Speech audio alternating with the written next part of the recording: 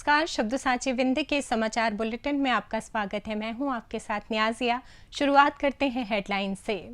माघ मेला शुरू, रीवा के रास्ते 2 करोड़ श्रद्धालुओं के जाने का अनुमान, सुरक्षा व्यवस्था चाक चौबंद। रीवा में 2 दुकानों में भीषण आग, लाखों का सामान और कैश जलकर खाक। रीवा में नशे की हालत में बाइक सवार डिवाइडर से टकराया।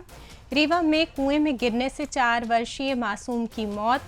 रीवा में आरएसएस के शताब्दी वर्ष पर व्याख्यानमाला एवं सम्मान समारोह का हुआ आयोजन। मऊगंज में कार और गौवंश की टक्कर में गौवंश की मौत, कार सवार गंभीर। मऊगंज में घर में घुसकर महिलाओं सहित पूरे परिवार को लाठी डंडों से पीटा। मऊगंज में 4 दिन से लापता युवक का तालाब में मिला शव।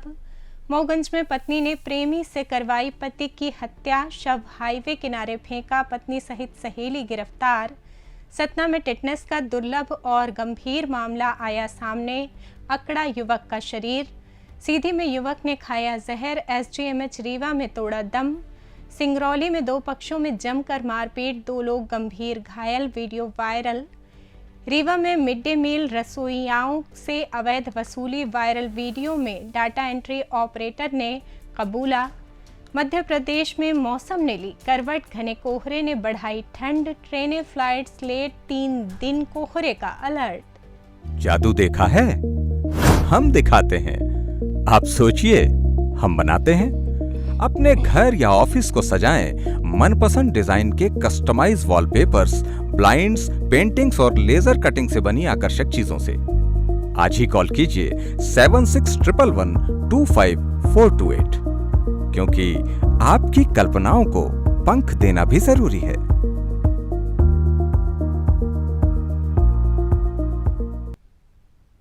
अब खबरें विस्तार से। पौष पूर्णिमा के अवसर पर आज शनिवार से माघ मेला 2026 का औपचारिक शुभारंभ हो गया है। त्रिवेणी संगम पर आस्था की डुबकी लगाने के लिए देश के कोने कोने से भीड़ उमड़ रही है। 44 दिनों तक चलने वाले इस मेले में 10 करोड़ से ज्यादा लोगों के पहुंचने की संभावना है। महाकुंभ के आंकड़ों को देखते हुए अनुमान लगाया जा रहा है कि 2 करोड़ से ज्यादा श्रद्धालु रीवा के रास्ते प्रयागराज जा सकते हैं। देश भर के श्रद्धालु रीवा होकर माघ मेले में स्नान और कल्पवास करने प्रयागराज जा रहे हैं। मेला शुरू होते ही इसका सीधा असर मध्य प्रदेश और उत्तर प्रदेश को जोड़ने वाले रीवा प्रयागराज हाईवे पर देखने को मिल रहा है। हालांकि नववर्ष की शुरुआत से ही यहां आवाजाही तेज हो गई है। रीवा जिले की सीमा से नजदीक प्रयागराज बॉर्डर पर कई किलोमीटर तक वाहनों की कतारें देखी गई। हालांकि डायवर्जन प्लान और अतिरिक्त पुलिस बल के कारण हालात काबू में हैं। रीवा संभाग में पुलिस और प्रशासन अलर्ट मोड पर है। प्रमुख चौराहों और एंट्री पॉइंट्स पर निगरानी रखी जा रही है ताकि जाम ना लगे। पिछले कुंभ मेले के दौरान लगे लंबे जाम से सबक लेते हुए प्रशासन ने इस बार माघ मेले से पहले ही तैयारी कर ली है, जिसके तहत नो एंट्री व्यवस्था और भारी वाहनों पर नियंत्रण की योजना लागू है। जरूरत पड़ने पर प्रयागराज शहर में प्रवेश से पहले ही भारी वाहनों को रोका जाएगा और उन्हें डायवर्ट किया जाएगा। सबसे ज्यादा भीड़ 3 जनवरी पौष पूर्णिमा, 15 जनवरी मकर संक्रांति, 18 जनवरी मौनी अमावस्या, 23 जनवरी बसंत पंचमी, 1 फरवरी माघी पूर्णिमा और 15 फरवरी महाशिवरात्रि पर रहेगी।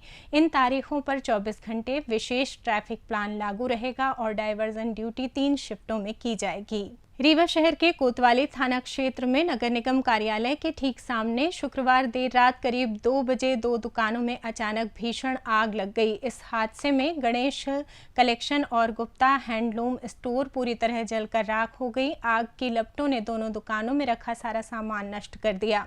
अनुमान के अनुसार दुकानदारों को कुल मिलाकर करीब 35 लाख रुपए का नुकसान हुआ है।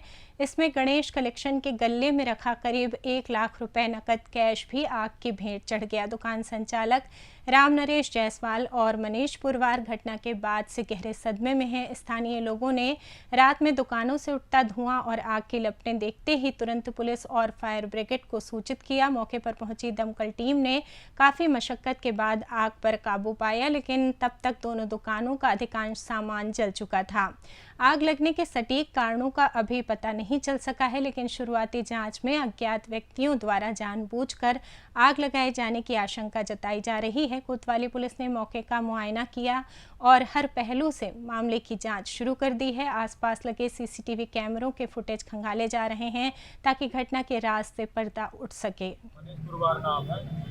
दुकान में आग रात में हमको पता चला किसी कोतवाली द्वारा कि आपकी दुकान में आग लगी है, तो वहाँ से आए तो देखे दमकल विभाग के लोग इसको बुझा रहे थे। 2 दुकानों में आग लगी है, गुप्ता हैंडलूम स्टोर और गणेश कलेक्शन। दोनों दुकान अगल बगल हैं। 25 से 30 लाख का नुकसान हो गया। पूरा हैंडलूम का कपड़ा था, गद्दा, रजाई, कंबल, खोली। ये अब समझ में नहीं आ रहा कि अज्ञात कारणों द्वारा लगी है। शॉर्ट सर्किट तो हुआ नहीं, आग किसी ने लगाई है। आज पुलिस वाले खंगाल रहे हैं, देख रहे हैं, रिपोर्ट हो गई है, कैमरा वगैरह खंगाल रहे हैं, देख रहे हैं, पता चलेगा। रीवा शहर के व्यस्त शिल्पी प्लाजा क्षेत्र में शनिवार दोपहर करीब 12 बजे एक बाइक सवार अनियंत्रित होकर डिवाइडर से टकरा गया। हादसे में बाइक चालक गंभीर रूप से घायल हो गया। सूचना मिलते ही डायल 112 की टीम और अमहिया थाना पुलिस मौके पर पहुंची। पुलिस ने घायल युवक को तत्काल उठाकर संजय गांधी चिकित्सालय में भर्ती कराया, जहां उसका इलाज जारी है। प्रारंभिक जांच में सामने आया है कि बाइक सवार अत्यधिक नशे की हालत में था। उसकी स्थिति इतनी गंभीर थी कि वो अपना नाम तक नहीं बता पा रहा था। पुलिस का मानना है कि नशे के कारण ही उसका संतुलन बिगड़ा और ये हादसा हुआ। पुलिस मामले की गहन जांच कर रही है।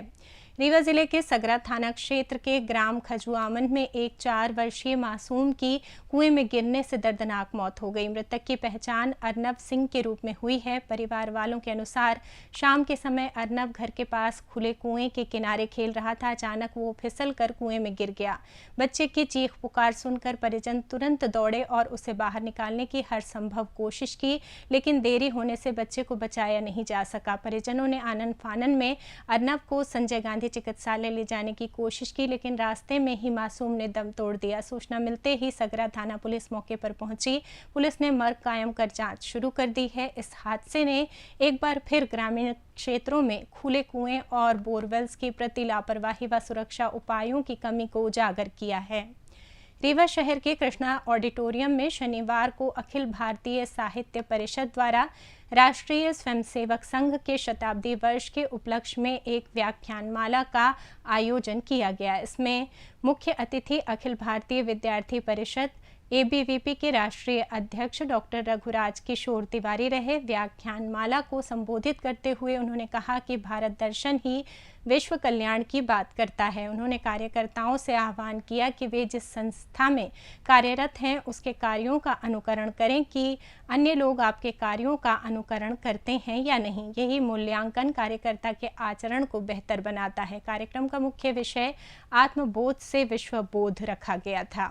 इसमें बड़ी संख्या में साहित्य प्रेमी, संघ विचारक एवं कार्यकर्ता उपस्थित रहे। मुख्य वक्ता के रूप में हरिनारायण, रीवा विभाग प्रचारक, ने अपने विचार व्यक्त किए। कार्यक्रम की अध्यक्षता राष्ट्रवादी चिंतक समीर शुक्ल ने की। संघ साहित्य एवं समग्र चिंतन प्रवाह पर विस्तृत व्याख्यान प्रोफेसर राकेश सोनी, प्रांताध्यक्ष अखिल भारतीय साहित्य परिषद महाकौशल ने दिया। आयोजन में प्रमुख अतिथियों डॉक्टर रघुराज किशोर तिवारी, राष्ट्रीय अध्यक्ष अखिल भारतीय विद्यार्थी परिषद, तथा कमलाकांत गर्ग, अखिल भारतीय सह कोषाध्यक्ष अखिल भारतीय साहित्य परिषद को सम्मानित किया गया। कार्यक्रम का संचालन चंद्रकांत तिवारी, प्रांत महामंत्री अखिल भारतीय साहित्य परिषद महाकौशल ने किया।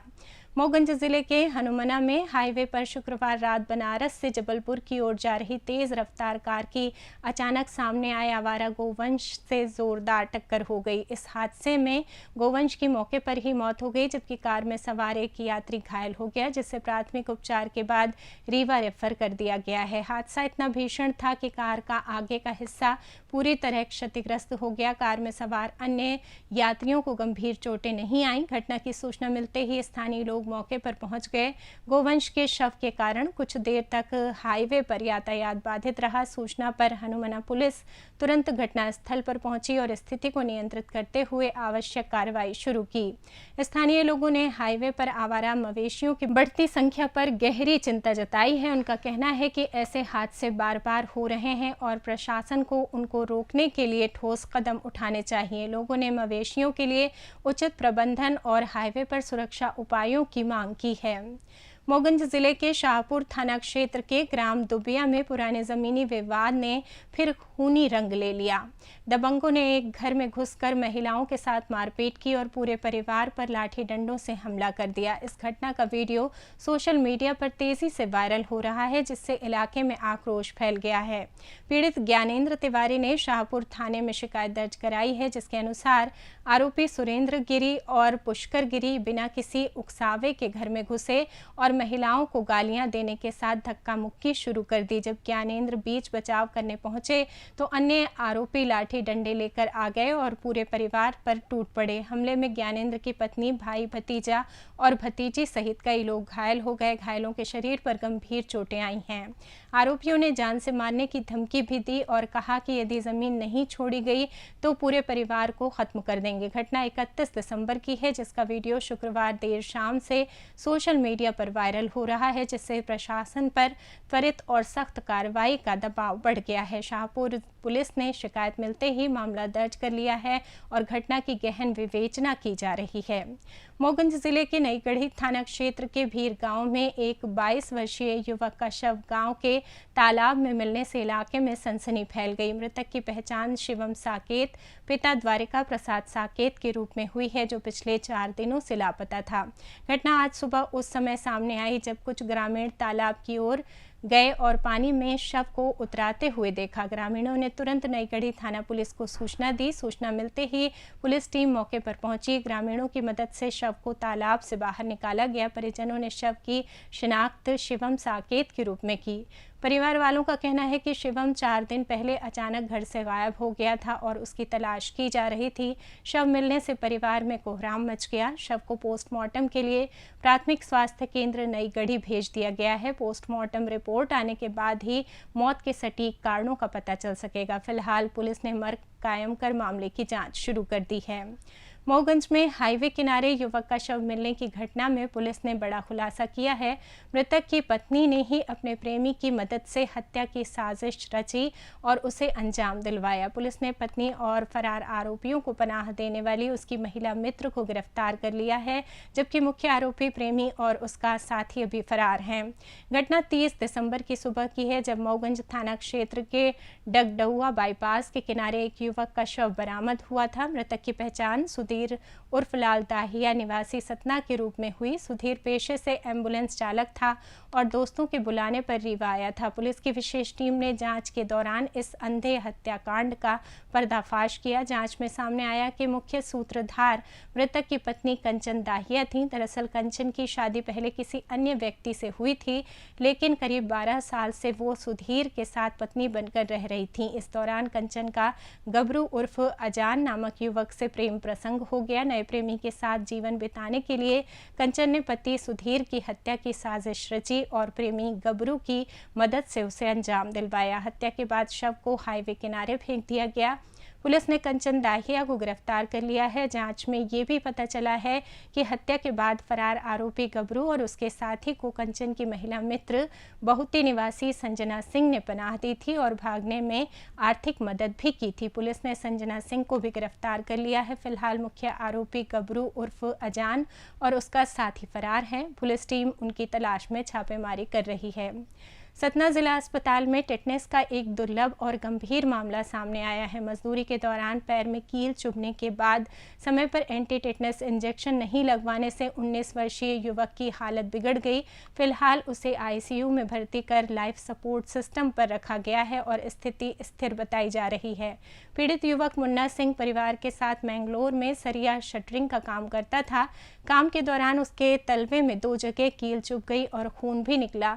उसने प्राथमिक उपचार तो कराया, लेकिन टेटनस का इंजेक्शन नहीं लगवाया। कील चुभने के लगभग 7 दिन बाद मुन्ना को शरीर में तेज दर्द और अकड़न शुरू हो गई। हालत तेजी से बिगड़ने पर वो गांव लौटा और पहले मैहर सिविल अस्पताल पहुंचा। वहां डॉक्टरों ने टेटनस की आशंका जताते हुए इसे सतना जिला अस्पताल रेफर कर दिया। जिला अस्पताल के आईसीयू में मुन्ना पिछले 4 दिनों से लाइफ सपोर्ट पर है।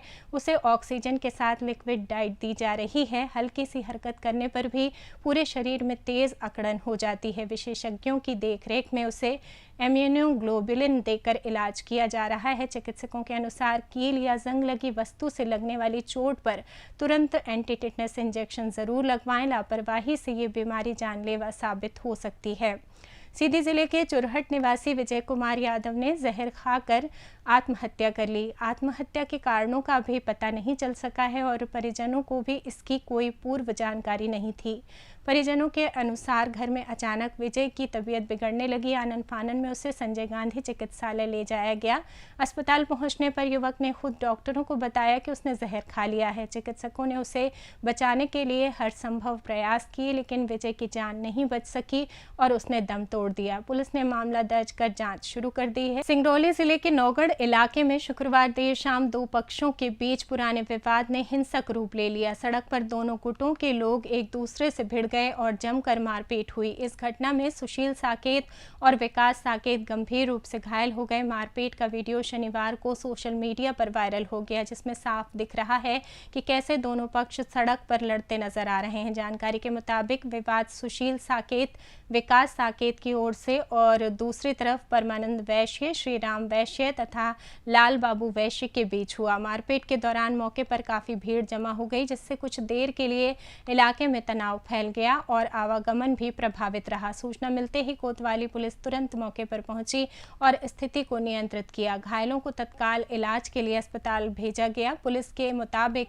दोनों पक्षों के बीच झगड़ा हुआ है, लेकिन इसका सटीक कारण अभी स्पष्ट नहीं हो सका है।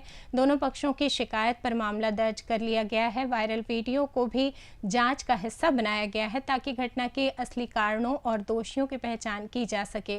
पुलिस पूरे मामले की गहन जांच कर रही है।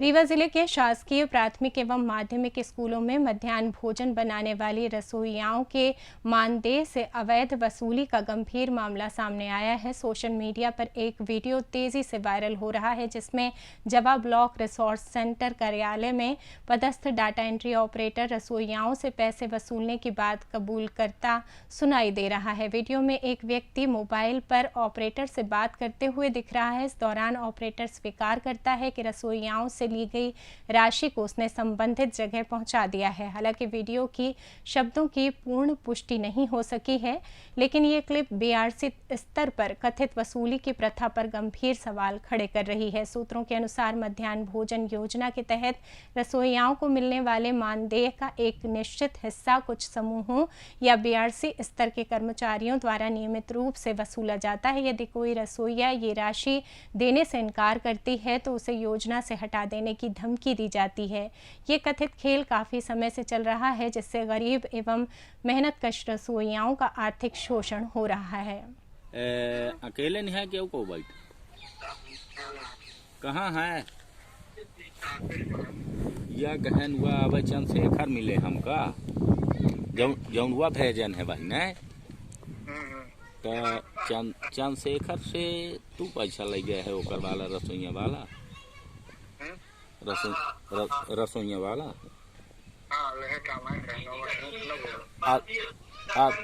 अभी यह कहा लाग हाँ कि साहब हम आप पैसा तो कम से कम अपना थोड़ा चर्चा कर ले तो हम पैसा काम एक बार होएगा। हाँ वो पैसा तो जहाँ लागे कर वो लगेगा। हाँ वो अपना जाने। हाँ तो मिले थोड़ी नहीं थोका हमारा का है कि वह तो गरीब है यार तो देख ले जैसा हुआ हो थोका समझ ही ले फिर बताबा। ठीक।